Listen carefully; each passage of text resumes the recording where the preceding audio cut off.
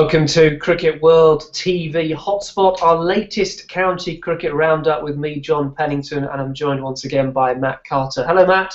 Hiya, how you doing? Very, very well. Coming up on today's show, then we're going to have a look at the County Championship, both Division 1 and Division 2, a little bit of a roundup of the NatWest T20 Blast, and we're going to pass comment on the England squad that was named this week. Matt, Division 1 of the LV County Championship, Middlesex on top, and again, a week that was heavily affected by the weather. Yeah, it was an up and down week with the weather. This one, I mean, Sunday was glorious, and it was runs galore in the top division. I mean, teams were rocking it along at rates of over 4 and over. And then Wednesday, we had a few games really nicely poised, and then the weather decided we weren't going to have any 3-year finishes at all, and pretty much Wednesday was a complete washout. But there were one side who were victorious, and that was Yorkshire. And I think they've moved to within 5 points of Middlesex with a game in hand. They were playing Northamptonshire, the side who you probably want to face in a weather-impacted week, considering their struggles at the moment. But they were impressive again, Yorkshire. You look at them, they were bowled out for 156, and still they absolutely dominated the majority of that game. Alex Lees and Adam Lyth put on, I think, a stand of 375, which broke all manner of records. And then Jack Brooks and Liam Plunkett did the rest, and they're looking very good. I think they've passed 400 nearly every game now, and not many teams are putting on big scores against them. Yeah, Yorkshire looking very good, as you say. It was a big win in terms of the amount of runs they won by, but a big win, of course, because the other teams weren't able to get their games completed. And Liam Plunkett earns an England call-up on the back of his early season form, so everything looking very rosy in Yorkshire's garden. Certainly is, and this week they actually played without 3 of their international players. Kane Williamson's now gone to New Zealand, and obviously Gary Balance and Joe Root weren't there, and it didn't affect them at all. You look at the depth they've got. I mean, Lees and Lyth are excellent batsmen, and obviously Aaron Finch is filling in the 4 days stuff. He's not quite as competent at 4-day cricket as Williamson, but he's a decent replacement. And even with the bowling, when Plunkett goes there, they've got plenty of reserves there. Side bottoms waiting to come back in. And they just look very strong in terms of strength in depth, and they don't look as likely to throw in the poor performance as, say, Middlesex might. I mean, Middlesex have won 4, but they've lost 2, and they could have lost 3 this week because they were getting dominated by Durham, only for the rain to probably save them in that one. So are we looking at Yorkshire as maybe favourites from here on that, and then when you've answered that, you can pick out if there are any other real key points from Division 1 that we should be thinking about? It's always tough to choose a favourite. I mean, it tends to vary from week to week at the moment. I think it's starting to fragment a little bit, the league now. I think there's a game this week between Yorkshire and Notts. That's probably going to decide whether Nottinghamshire are up to a title challenge. But the team you need to keep an eye on really is Somerset. They're still unbeaten. They haven't really been put under any real pressure either of coming close to being beaten. And they've got an excellent batting lineup, as we know. But this year their young seamers are really kicking on, and Somerset are looking a dangerous floater in that league, but Middlesex are now going to be without Sam Robson, so there'll be questions over whether they can last the pace, but they've shown that they can win back-to-back games, Middlesex, which always is important.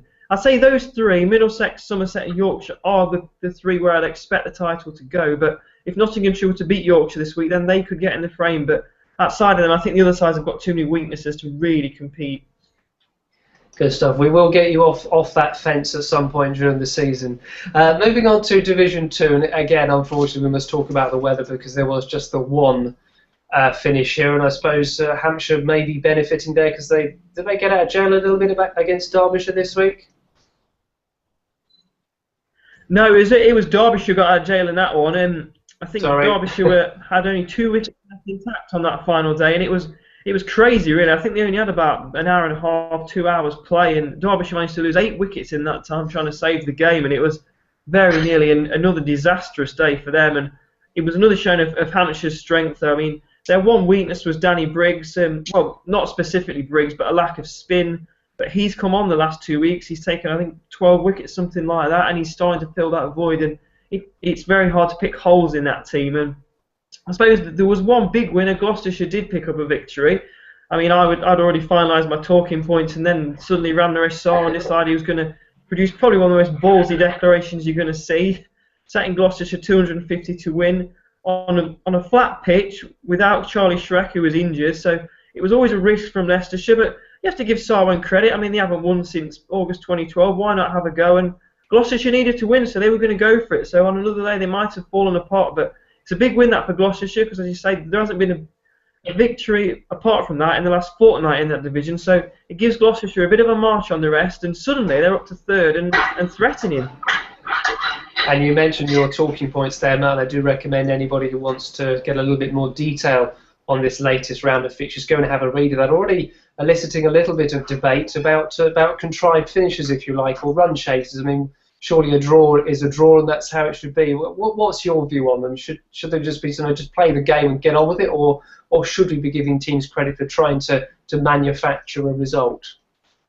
I mean, I've not got a massive problem with it trying to manufacture a result. I mean, I suppose where it does become a bit of an issue is where you're getting right to the very end of the season. I remember there was a year where Hampshire missed out on a contrived finish, and Shane Warne was not particularly happy with that. But at the end of the day, it's entertainment. People come to watch a contest, and 3 days of a dull draw is no good to anyone. And neither Leicestershire or Gloucestershire had anything to lose. They're both getting to that stage of the season now. If you don't start winning games, you're just going to meander into mid-table. So I've not got a problem with that.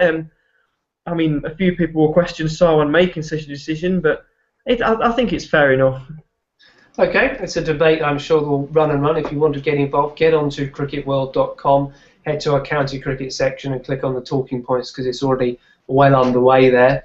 Matt, conscious obviously we are Friday night now, so there are going to be a number of T20 Blast games starting pretty soon, but just give us an overview of where we are on that front at the moment.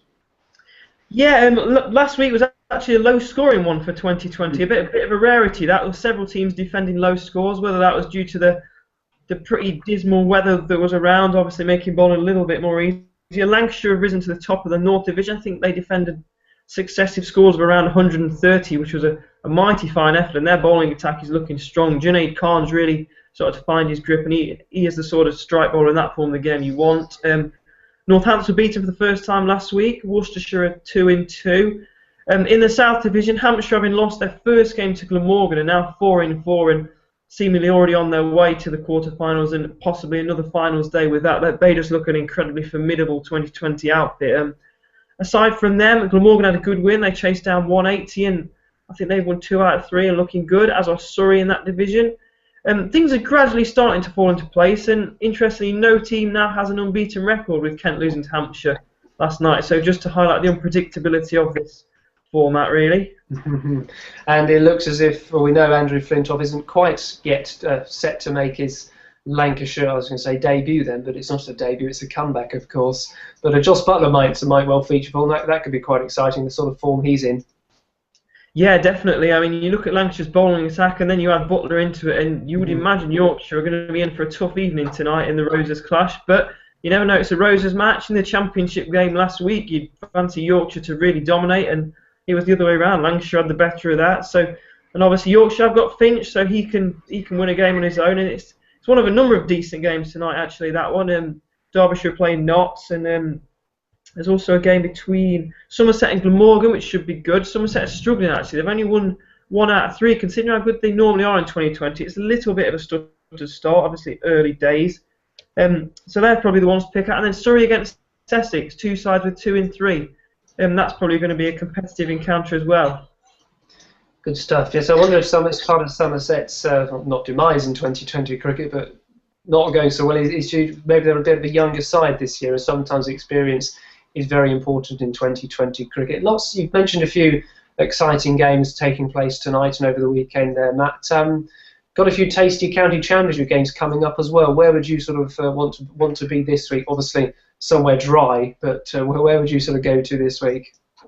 Yeah, fingers crossed the weather will hold out this week, because we have got quite a few games that look really interesting. That one I mentioned earlier between Yorkshire and Nottinghamshire, I think that's a massive test of Nottinghamshire. I mean, they're scoring a lot of runs. Samit Patel's in the form of his life and was a little bit unlucky not to get an England call. They do have Harry Gurney back, which I think could be big for them. He just adds a little bit of bite to an attack that the last few weeks has been lacking. Peter Siddle hasn't quite taken off. That's a bigger game for Notts than it is for Yorkshire. In Division 2, there's the top of the table clash between Worcestershire and Hampshire. Are we finally going to see Hampshire being put under any sort of pressure, or are they going to just steamroll another one? Not steamroll, but just sort of overpower another side. that certainly looks to be the game to watch. The two only unbeaten sides in the division meeting, and similarly, the two sides without a winner also meet in that division. Leicestershire are hosting Derbyshire, so surely something has to give there. Carry on. Sorry, yeah, that was going to be an interesting game for different reasons to the Hampshire and Worcestershire, but should be one to keep an eye on all the same. You never know that Leicestershire record, no wins since 2012.